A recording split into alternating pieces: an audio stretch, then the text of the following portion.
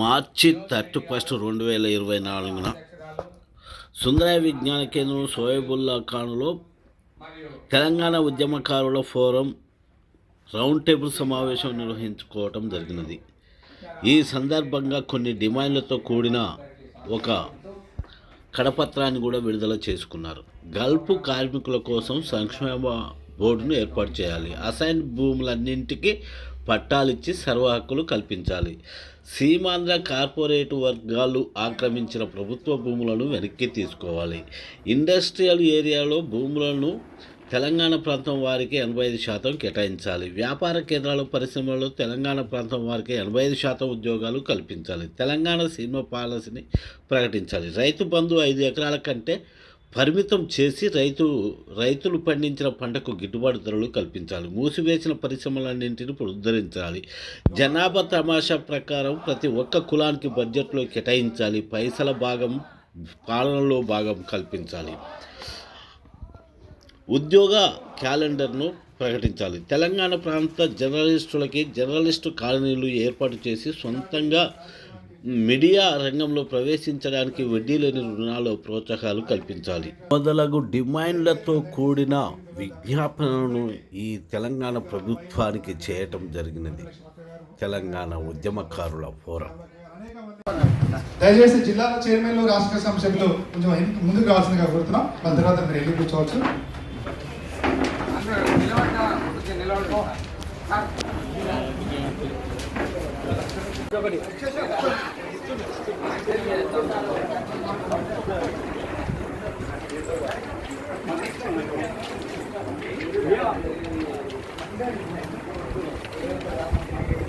జోహార్ తెలంగాణ మన వీరులకు, జోహార్ ప్రొఫెసర్ జయశంకర్ సార్కి, పోరాడదాం ఉద్యమ ఆకాంక్షలకై, పోరాడదాం ఉద్యమ ఆకాంక్షలకై, జోహార్ తెలంగాణ మన వీరులకు, జోహార్ తెలంగాణ మన వీరులకు, జోహార్ ప్రొఫెసర్ జయశంకర్ సార్, జోహార్ జయశంకర్ సార్,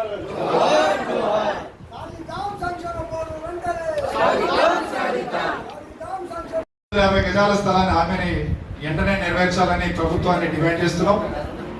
అదేవిధంగా రాబోయే పార్లమెంట్ ఎన్నికలలో మన ఫోరం ఏం చేద్దామని దాని మీద, మూడోది తెలంగాణ పునర్నిర్మాణం కోసం మన ఉద్యమకారులుగా మనం ఏం చేద్దాం, ఈ 3 అంశాల మీద మనం క్లుప్తంగా చర్చించుకుందామని, అదేవిధంగా మన పెద్దలు కూడా వాళ్ళ అభిప్రాయం చెప్తారు. ఈ సందర్భంగా గత 6 సంవత్సరాలుగా మీరందరూ కూడా పిలిపించినా తెలంగాణ ఉద్యమకారుల ఫోరం మీరందరూ కూడా స్వచ్ఛందంగా వచ్చి దీన్ని మన యొక్క ఉద్యమకారుల గొంతుకగా మనందరం కూడా పనిచేయడానికి మీ అందరి సహాయ సహకారాలు అందించినందుకు మీ అందరూ కూడా చేతులెత్తి నమస్కారం చేస్తాం. తెలంగాణ రాష్ట్ర ఉద్యమకారుల ఫోరం తరఫున మిత్రులారా, ఈరోజు గత ఎన్నికలలో ఉద్యమకారుల అంశాన్ని ఎజెండాగా మార్చినాం. 2019లో మనం పిడికెడు మందితో మొదలైనటువంటి మన ఫోరం ఈరోజు ప్రతి ఒక్క నియోజకవర్గంలో, మండలంలో కమిటీలు వేసుకునే స్థాయికి వెళ్ళిందంటే మీరందరూ కూడా పనిచేయబట్టే. తెలంగాణ ఉద్యమం కోసం ఏ విధంగా పనిచేసినామో మీరందరూ కూడా, మనందరం కూడా ఉద్యమకారుల గొంతుకగా ఉద్యమకారుల అంశాన్ని ఎజెండా చేయడం కోసం మనందరం పనిచేసినాం. ఎజెండా చేసినాం. ప్రభుత్వం కూడా ప్రజాప్రభుత్వం ఏర్పడింది. ఆ ప్రభుత్వం ఏర్పడడంలో కూడా ఉద్యమకారులందరూ కూడా పనిచేసినాం. వాళ్ళు ఇచ్చినటువంటి హామీ కూడా నెరవేర్చాల్సిన బాధ్యత రేవంత్ రెడ్డి గారి మీద ఉందని ఈ సందర్భంగా డిమాండ్ చేస్తున్నాం. కేసీఆర్ గారు ఆ రోజు మనం ఏర్పాటు చేసినప్పుడు చెప్పినాం కేసీఆర్ గారికి, మీరు ఉద్యమకారుల్ని పట్టించుకోకపోతే మీరు పతనం అవుతారు, మరి ఉద్యమ నాయకుడిగా మీ మీద మాకు గౌరవం ఉంది, ఇప్పటికైనా ఉద్యమకారులను పట్టించుకోవడని మనం 6 సంవత్సరాలు చెప్పినాం. కానీ కేసీఆర్ గారు వినలేదు. కాబట్టి ఈ రోజు నిన్న కేటీఆర్ గారు స్టేట్మెంట్ చూసినాం, ఉద్యమకారులే మా పార్టీలో ఉంటారని. వాళ్ళు కూడా ఉండరు. ఎందుకంటే మీరు ద్రోహం చేసింది మొట్టమొదటిగా మీరు ఉద్యమకారులకి ద్రోహం చేశారు. కాబట్టి ఈరోజు రేవంత్ రెడ్డి గారు కూడా ఒకటే హెచ్చరిక చేస్తున్నాం, ఉద్యమ నాయకుడు కేసీఆర్ గారినే ఈరోజు ఆ పార్టీని ఏ విధంగా అయిందో చూసినాం. ఆ పార్టీ కావడానికి కారణం ఈరోజు కాంగ్రెస్ పార్టీ కానీ మీద కానీ అందరూ, కానీ ప్రధాన కారణం తెలంగాణ కోసం పోరాటం చేసినటువంటి మనమే, మన తెలంగాణ ఉద్యమకారులు. ఈ విషయాన్ని రేవంత్ రెడ్డి గారు గుర్తుపెట్టుకోవాలి. మేము గెలిచిపోయినాం, ఇక మేము ఉద్యమకారులు పట్టించుకోకపోతే మాకేం కాదు, వేరే పార్టీ వాళ్ళు మాకు వస్తారు, వాళ్ళు పెద్ద పెద్ద నాయకులు వస్తున్నారు, వాళ్ళతో మాకు లాభం ఉంటుంది కానీ ఉద్యమకారులు పక్కన పడేస్తే కేసీఆర్ గారికి పట్టిన కదే మీ ప్రభుత్వాన్ని కూడా పడుతుందని కూడా ఈ సందర్భంగా తెలియజేస్తున్నాం. ఈరోజు తెలంగాణ ఉద్యమకారులు నిస్వార్థంగా పనిచేసారు తెలంగాణ రాష్ట్రం కోసం. ఈరోజు జరుగుతున్న రాజకీయాలు చూస్తే బాధ అనిపిస్తుంది. వీళ్ళ కోసమా మనం ఉద్యమాలు చేసింది, వీళ్ళ కోసమా మన చెమటని రక్తాన్ని దారబోసింది. ఎక్కడ అధికారం ఉంటే అక్కడ పోతున్నారు ఈ రాజకీయ నాయకులు. మరి ఈ పోతున్న నాయకులు ఒక్కడు కూడా తెలంగాణ ఉద్యమంలో వాళ్ళ భాగస్వామ్యం లేదు. తెలంగాణ కోసం మనం ఉద్యమం చేస్తున్నప్పుడు మన అవహేళన చేసిన వాళ్ళు. కేసీఆర్ గారు ఆయన అధికారం రాగానే అక్కడ పోయారు, ఈ రోజు ఇక్కడ అధికారం రాగానే ఇక్కడికి వస్తున్నారు. మరి ఉద్యమకాలంలో కూడా అక్కడే ఉన్నాం మనం. మరి ఈ రోజు రేవంత్ రెడ్డి గారికి కాంగ్రెస్ పార్టీ ఒకటే డిమాండ్ చేస్తున్నాం, ఉద్యమకారుల 250 గజాల స్థలాల హామీని ఇప్పుడు ఎలక్షన్ కోడ్ ఉంది కాబట్టి మీరు ఎలక్షన్ అయిపోగానే వెంటనే స్టార్ట్ చేయాలి. మొట్టమొదటిగా ఉద్యమకారుల అంశాన్ని మీరు ప్రాతిపదిక తీసుకోవాలి, కానీ రాజకీయ పార్టీ నాయకులు చేర్చుకోవడం మీద దృష్టి కాకుండా మీరు ఉద్యమకారుల సంక్షేమం మీద దృష్టి పెట్టమని కూడా ఈ సందర్భంగా రేవంత్ రెడ్డి గారు ఏమో డిమాండ్ చేస్తున్నాం. అదేవిధంగా ఎఫ్ఐఆర్ లేని ఉద్యమకారులు కూడా మీరు గుర్తించాలి. చాలా మంది ఎఫ్ఐఆర్ లేకుండా ఉద్యమాలు చేసిన ఉద్యమకారులు ఉన్నారు. వాళ్ళ సంక్షేమం కోసం కూడా మీరు వెంటనే ఒక కమిటీ వేసి ఉద్యమకారులకు గుర్తించాలి, వాళ్ళకి గుర్తింపు కావాలని ఈ సందర్భంగా డిమాండ్ చేస్తున్నాం. ఇక్కడ మన పెద్దలు చాలా మంది ఉన్నారు, చంద్రకుమార్ సార్ కానీ, ప్రొఫెసర్ కోదండం సార్ గారు కానీ, ఇటువంటి పెద్దలందరితో మీరు ఒక కమిటీ వేయండి. సరే, మీరు ఎఫ్ఐఆర్ ప్రాతిపదిక తీసుకున్నారు, ఉద్యమకారులు గుర్తించడం వాళ్ళకి 250 గజాల స్థలాన్ని, కానీ నిజమైన ఉద్యమకారులు గుర్తించడానికి ఇటువంటి పెద్దలందరితో కూడా ఒక కమిటీ వేయమని మేము ఈ సందర్భంగా ప్రభుత్వాన్ని డిమాండ్ చేస్తున్నాం. ఈ కమిటీ ద్వారా ఉద్యమకారులు గుర్తించి వాళ్ళకి గుర్తింపు కార్డు ఇచ్చి తెలంగాణ రాష్ట్ర సాధకులుగా తెలంగాణ స్వతంత్ర సమరాన్ని ఏ విధంగా గౌరవించుకుంటున్నారో ఆ విధంగా వాళ్ళని గౌరవించుకున్నట్టు కూడా మనం చేయాలని ప్రభుత్వం డిమాండ్ చేస్తున్నాం. అదేవిధంగా నామినేటెడ్ పదవుల్లో కూడా ఉద్యమకారులకు ప్రాధాన్యత ఇవ్వాలి. ఈరోజు చూస్తే తెలంగాణ ఉద్యమ నాయకుడిగా ఉన్నటువంటి కోదండరాం సార్ గారికి ఏమో ఎమ్మెల్సీలకి కొర్రీలు పెడతారు. అంటే చూడండి, ఉద్యమం చేసిన నాయకుడికి ఏమో ఎమ్మెల్సీ చిన్న పదవి, ఆ పదవికి ఏమో కోట్లు అంటాడు ఒకడేమో ఇంకా కొర్రీలు పెడుతుంటాడు. మరి ఉద్యమం లేని వాళ్ళకి ఏమో రాత్రి పదవులు వస్తున్నాయి. మరి మన త్యాగాలు ఎక్కడ పోతున్నాయి? కాబట్టి మనం ఒకటే ఉద్యమకారులకి పార్టీలతో సంబంధం లేదు, ఏ పార్టీలు ఉన్నా కానీ మన అందరం ఒకటే కుటుంబం. ఈరోజు తెలంగాణ రాష్ట్రం వచ్చిన తర్వాత ఈ రోజు మన ఎజెండా తెలంగాణ పునర్నిర్మాణం. ఈరోజు మనం ఎవరు అధికారం ఉన్నారు, లేకపోతే గొర్రెలు ఇస్తున్నా, బర్రెలు ఇస్తున్నా, లేకపోతే సంక్షేమ పథకాలు ఇస్తున్నా ఆలోచిస్తున్నారు. కానీ ఆ రోజు మనం తెలంగాణ ఉద్యమ సమయంలో ఏ నినాదాలు ఇచ్చినా మీరు ఎక్కడైనా ఉండండి కానీ సెక్రటరియట్ లో ఉండొద్దని చెప్పినాం ఆ రోజు వాళ్ళని. మీరు ఎక్కడైనా వ్యాపారాలు చేసుకోండి కానీ మా తెలంగాణలో మీరు ఇక్కడ పెత్తనం చేయొద్దని వాళ్ళు చెప్పినాం. ఆ రోజు సినిమా పరిశ్రమలో కూడా మీరే పెత్తనం చేస్తున్నారు, మా తెలంగాణ వాళ్ళని విలన్లుగా చూస్తున్నారని చెప్పినాం.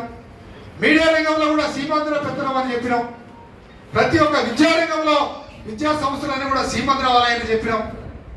ప్రతి ఒక్కరు కూడా సీమాంధ్ర కార్పొరేట్ వర్గాలు చెప్పినాం. సీమాంధ్ర కార్పొరేట్ వర్గాలకి వ్యతిరేకంగానే ఆ రోజు మనం ఉద్యమం చేసినాం. ఆ రోజు అందరూ ఒకటే కోరుకున్నాం, హైదరాబాద్ లో అప్పుడు 10,000 రూపాయలు ఉన్న గజాల స్థలము తెలంగాణ వచ్చిన తర్వాత మాకు 2,000 3,000 రేట్లు తగ్గిపోతాయి. ఈ సీమాంధ్ర వాళ్ళంతా వెళ్ళిపోయిన తర్వాత మన అందరూ కూడా కనీసం గూడు గుడ్డ దొరుకుతుంది అనుకున్నాం మనం.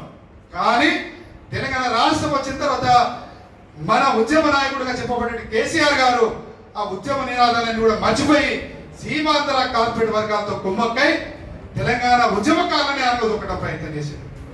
ఆ రోజు రేట్లు ఎట్లా ఉండే, తెలంగాణ వచ్చిన తర్వాత ఎట్లా అయింది, ఆ రోజు కార్పొరేట్ వర్గాల ఆధిపత్యం ఎట్లుండే, దానికంటే డబుల్ అయిపోయింది. ఈరోజు ఏ రంగంలో చూసుకోండి మీరు, ప్రతి రంగంలో కూడా సీమాంధ్ర కార్పొరేట్ వర్గాల ఆధిపత్యం. ఈరోజు ఇక్కడ వేలాది ఎకరాలని ఆక్యుపై చేస్తున్నారు సీమాంధ్ర కార్పొరేట్ వర్గాలు. ఈ రోజు రేవంత్ రెడ్డి గారు ఒకటే డిమాండ్ చేస్తున్నాం, మా ఉద్యమకారుల కోసం మీరు 250 గజాల స్థలం ప్రకటించారు.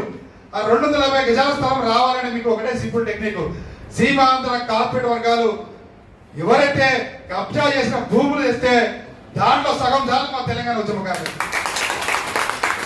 1000 ఎకరాలు ఈరోజు రామోజీ ఫిలిం సిటీ 8,000 ఎకరాలు ఆక్యుపై చేసుకుంటే అసైన్ భూములు.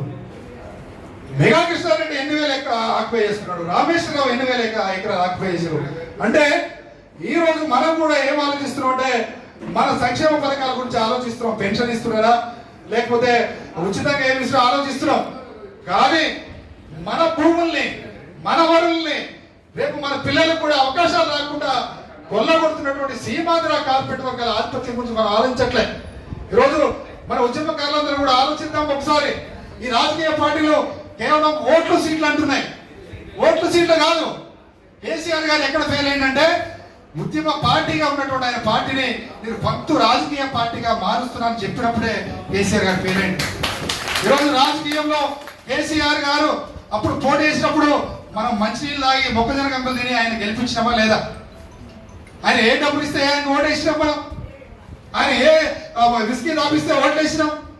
ఆయన ఏమిస్తే ఓట్లేసినాం. మనం తెలంగాణ వాదం కోసం ఓట్లేసినాం. కానీ ఈ రోజు తెలంగాణలో ఒక ఎమ్మెల్యే కావాలంటే 100 కోట్లు, ఒక ఎంపీ కావాలంటే 1000 కోట్లు. ఎవడైతే డబ్బు ఉన్నాడో వాడే ఎమ్మెల్యే అవుతుడు, ఎంపీ అవుతుడు. రాజకీయ పార్టీలు కూడా వాళ్ళకే ప్రాధాన్యత ఇస్తున్నాయి. మరి ఈ విధానం మారాలని మనం ఉద్యమం చేసినాం. కానీ ఈరోజు చూస్తే ఎంత దౌర్భాగ్యం అంటే ప్రతి పార్టీలో కూడా తెలంగాణలో లేని తెలంగాణ ఉద్యమాన్ని వ్యతిరేకించిన పార్టీలే ఆధిపత్యం కొనసాగుతుంది. మరి దీనికోసమో మనం కొట్లాడింది. కాబట్టి మరొకసారి మీరు చర్చించాలని ఈ సందర్భంగా మీ ముందు కొన్ని ప్రతిపాదనలు పెడుతున్నాం. ఈ ప్రతిపాదనలు కూడా మీరందరూ కూడా ఆమోదిస్తే చప్పట్లతో ఆమోదించాలని కూడా ఈ సందర్భంగా కోరుతున్నాం.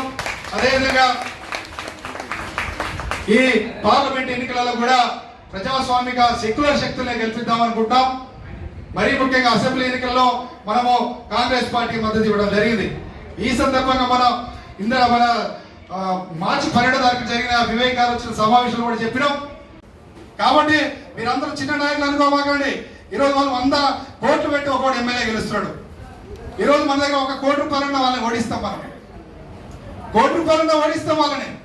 కానీ ఆ 1 కోటి రూపాయలు కూడా అవసరం లేదు. మనం మన యొక్క భావజాలను చెప్పుకుంటూ పోదాం. ఇప్పటివరకు ఏ విధంగా పనిచేసామో అదే పోదాం. ఎవరు కూడా చిన్న చిన్న వాటికి నా పేరు పిల్లలేదనో లేకపోతే నన్ను ముందు కూర్చోబెట్టలేదనో ఎవరు బాధపడమాకండి. ఒక్కటే మన నాయకుడికి ఎదగాలంటే మన కమిటీలో మనం ఎంతమందిని మన యొక్క ఫోరంలో బాధ్యతలు చేసినాం, మన జిల్లాలో మనం ఎంతమంది నాయకులు చేసినాం, దాన్ని బట్టి మనం నాయకులు అవుతాం. కానీ స్టేజ్లో ముందు కూర్చోగానే లేకపోతే మనం ఎక్స్పోజ్ కాగానే నాయకులకు కావు మనం. దయచేసి అది కూడా గమనించాలి. ఎందుకంటే కొంతమంది బాధపడుతుంటారు, ఎప్పుడు వాళ్ళని పిలుస్తారు మమ్మల్ని పిలవరని. ఒకటే చెప్తున్నాం, మనము మన ప్రాంతాల్లో పనిచేయకుండా ఉంటే మాత్రం మన నాయకులు కాలేవు. కాబట్టి ఉద్యమకాల ఫోరం ఒకటే పిలుపునిస్తుంది. మనము జూన్ 2 వరకు కూడా ప్రతి ఒక్క మండల కమిటీ ఏర్పాటు కావాల్సిందిగా ఈ సందర్భంగా మీ అందరికీ విజ్ఞప్తి చేస్తున్నాం. మన పని రేపు వెళ్ళిన తర్వాత ఇదే చర్చగా పెడతాం. ఈ 2 నెలలు కూడా ఈ ఎలక్షన్ లో మనం ఈ రోజు పిలిపించినట్టు ఆ గెలుపు కోసం పని చేద్దాం. అదేవిధంగా ఒకవైపు నిర్మాణాలు చేసుకుంటూ ఒకవైపు మనం ఎలక్షన్ లో పనిచేస్తూ మనకు వాయిసం చేద్దాం. మన ప్రతి ఒక్క ఉద్యమకారుడికి, నిజమైన ఉద్యమకారుడికి ఈ 250 గజాల స్థలం వచ్చేటట్టు మనం అందరూ కూడా పనిచేద్దాం. అదేవిధంగా ఎఫ్ఐఆర్ కేసు లేని ఉద్యమకారులు కూడా ఎవరు అధైర్యపడవద్దు. మేము పొన్నం ప్రభాకర్ గారితో కానీ శ్రీధరబాబు గారితో కానీ మొన్న వివేక్ గారు కూడా చెప్పాం. మన వివేక్ గారు కూడా మార్చి 12 తారీఖు వచ్చినప్పుడు సార్ ఇది కేసులు లేవంటే వాళ్ళు తప్పకుండా చెప్పారు, మేము చూసుకుంటాం, మీరు తీసుకెళ్ళండి ఆ లిస్టు కూడా అని చెప్పారు వాళ్ళు. కాబట్టి నిజమైన ఉద్యమకారులు మాత్రం ఒకవేళ ఎఫ్ఐఆర్ లేకపోయినా కానీ వాళ్ళకు కూడా 250 గజాల స్థలం చెప్తూ మనం అందరం ప్రయత్నం చేద్దాం. చేయకపోతే గట్టిగా కళ్ళబట్టి కూడా అడుగుదాం మనం. ఎందుకంటే మన ఓట్లతో గెలిచిన వాళ్ళు మన ఓట్లతో గెలిచిన వాళ్ళు కాబట్టి రేపు వాళ్ళని గట్టిగా అడిగి తీసుకుందాం. తప్పకుండా మీరు కూడా ఎవరు అధైర్యపడవద్దని ఒకటే మన రాజకీయ ఏ పార్టీలు ఉన్నా కానీ మనందరం ఒకటే పార్టీ. రేపు రాబోయే రోజుల్లో 2028 లక్ష్యం మనది ఒకటే. ఈ యొక్క ధనస్వామ్యంగా మారిన ప్రజాస్వామ్యాన్ని మనం రక్షించుకుందాం. అదేవిధంగా ఉద్యమకాల ఆత్మగౌరవాన్ని, సంక్షేమాన్ని కూడా మనం కాపాడుకుందామని కోరుకుంటూ పెద్దలు క్షమించాలి, కొద్దిగా ఎక్కువ టైం తీసినందుకు.